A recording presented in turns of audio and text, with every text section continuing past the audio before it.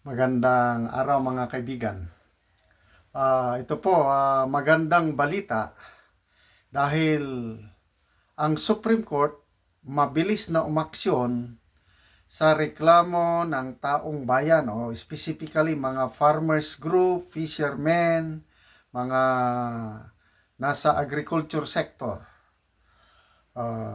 Nireklamo nila ang controversial na Executive Order number 62 na nag-utos na ipababa ang tarifa ng bigas at iba pang agricultural products. Question ang constitutionality nitong utos na ito at wala pang isang linggo ata mula nung i-file yung petition. Ang Korte Suprema may utos na. Pinagpapaliwanag ang opisyalis sa gobyerno, lalo na ang presidente. Ito, sa Philippine Star, Supreme Court asked Marcos, other execs to comment on executive orders lowering rice tariffs. Yun ko. Different farmers group, Federation of Free Farmers, Samahang Industriya na Agrikultura sa Pilipinas, United Broilers Association, Soro-Soro Development Cooperative, meron pa yung party list, magsasaka party list, madami, mga farmers group. Nagre-reklamo itong anti-farmer executive order na ito. At ulitin ko, natutuwa itong mga nagpetisyon dahil umaksyon kaagad ang Korte Suprema. Okay? So, itong utos ng Supreme Court na pinagpapaliwanag na nga ang presidente, ang Executive Secretary Bersamin, sino pa? NEDA Secretary Arsenio Balisacan at Tariff Commission Chair Tariff Commission Chair Marilo Mendoza. In-announce ito ng spokesperson ng Supreme Court na si Camille Ting. Okay? So, July, ano ba ngayon? July 10 na? July 4. Isinampa ang petisyon against Executive Order number 62. So, ito yung reklamo ng petitioners. The issuance of EO number 62 does not make our farmers more competitive. Rather, it is a threat to our farmers and fishers and to the entire economy. Instead of protecting and supporting our farmers, EO 62 exposes our very own food producers to unfair foreign competition. So, yun po, ano pa?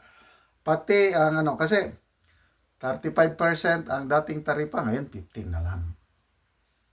Ang batas, yung sa Customs Modernization Act, nakalagay doon na dapat konsultahin ang mga farmers, fishermen, mga nasa agricultural sector bago magkaroon ng desisyon na ibaba ang taripa. Ang nangyari walang konsultasyon.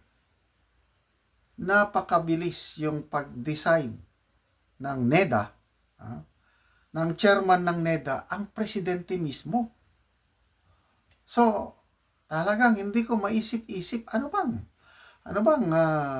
puso talaga ng presidente. 'Di ba?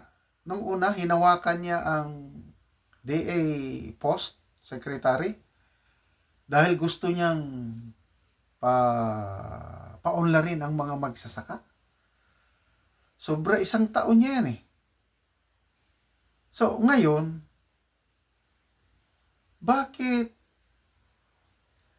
ibinaba ang tarifa na ang layunin daw nila itong gobyerno para bumaba daw ang presyo ng bigas. Kalokohan, sabi ng, sino ba yon? Mr. Danilo Pausto, yung presidente ng Philippine Chamber of Agriculture and Food Industries. Kalokohan, sabi niya. Hindi mangyaring bababa ang presyo ng bigas kasi ang presyo ng bigas nasa, kung sa imported pa, no, nasa 30 pesos na per kilo ang puhunan, nandun pa lang sa Vietnam. Plus shipping, handling cost. Aabot ng mga 45 to 49 pesos ang puhunan. Paano nila maipababa? Ano pa? Yung locally produced rice. Sa ngayon, mahal ang what's this? Yung buying price ng palay, 29 pesos per kilo. Kaya, kumikita ang ating mga farmers dahil mahal yung palay nila eh. Ngayon, pag ibaba na ang taripa, babaha ang imported rice. Sinong maapektuhan? Itong mga farmers natin. So, ang projection, yung 29 pesos na per kilo ng palay ngayon, once na ma-implement na itong pagbaba ng tarifa, magiging 20 pesos na lang ang kilo ng palay. Yun po. Kaya itong mga farmers group natin talagang umaangal na nag-file ng kaso.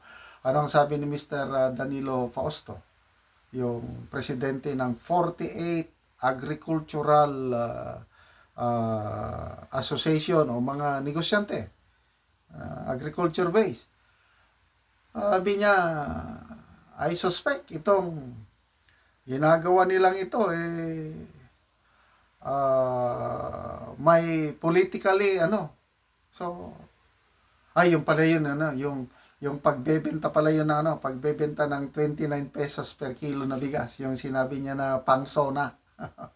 Medyo na pangsona. Kaya lang yun nga, bababa daw ang presyo ng bigas, imposibleng bababa. Kaya ito, the same farmers group, mag-file na rin ng kaso sa ombudsman. Filean nila ng administrative charges at criminal charges itong mga opisyalis ng gobyerno. Of course, except ang Pangulo dahil may immunity. Kaya lang dito na sa executive secretary kasi pumirma sa executive order si Bersamin. Balisakan, sino pa itong tariff commissioner, Marilo Mendoza.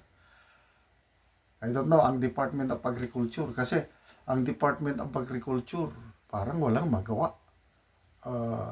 Noong una daw, noong meeting pa sila lang mga cabinet, ayaw ng Department of Agriculture na ibaba ang tarifa.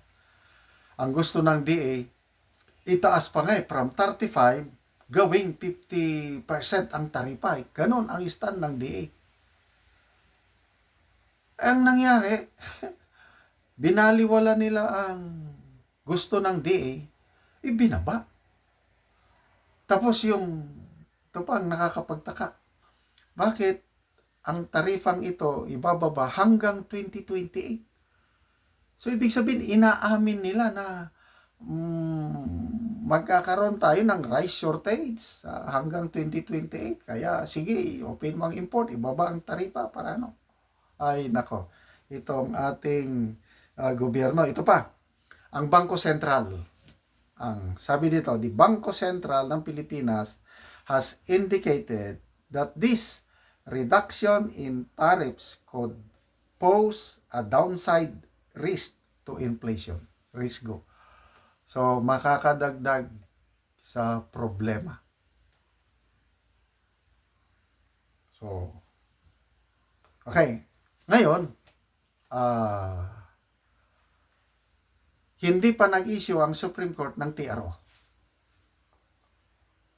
Kasi iyon ang isang hiling ng petitioners, mag-issue ng TRO at the same time, i-declare nga unconstitutional. Kaya lang, wala pang TRO.